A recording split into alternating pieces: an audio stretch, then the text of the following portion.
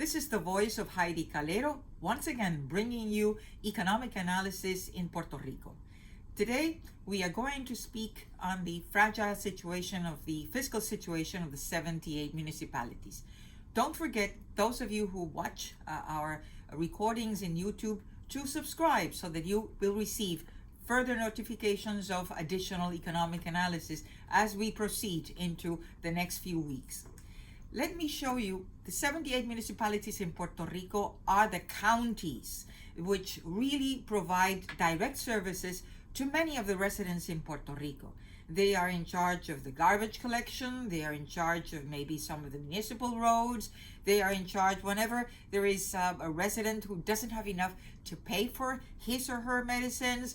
The mayor with municipal revenues is the one that is in charge and faces these residents, as they did before with Hurricane Maria back in September 2017. So I want to depict for you in the following graphs the fragile fiscal situation of these 78 municipalities. As you can see here, for the 78 municipalities, since 2010 through 2018 fiscal year, which is the last year that we have complete for all 78 municipalities, and with the exception of 2011, all the columns are in red, which means that there are deficits. In 2017, $182.1 million in deficit, and in 2018, $57.2 million in deficit. The PROMESA board has been saying we need municipal reform. Let's look then at the major source of revenues for these municipalities, which is property tax collected by CRIM, which is the agency. All 78 municipalities are part of this entity that collects the and sends advances of the collections of the property taxes to the municipalities.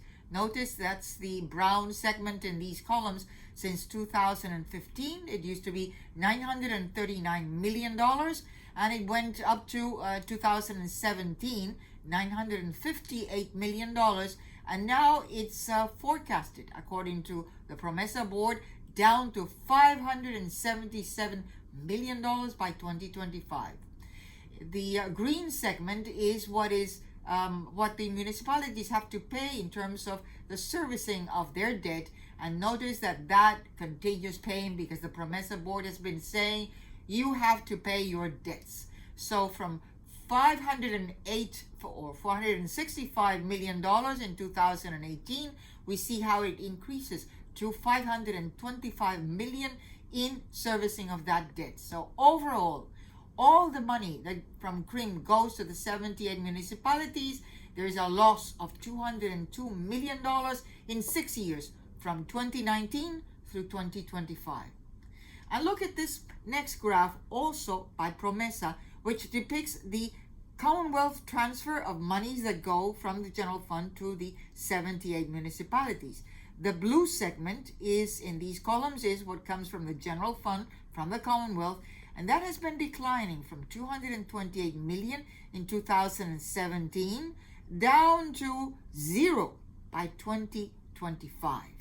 So it's a loss of $231 million from 2019 through 2025.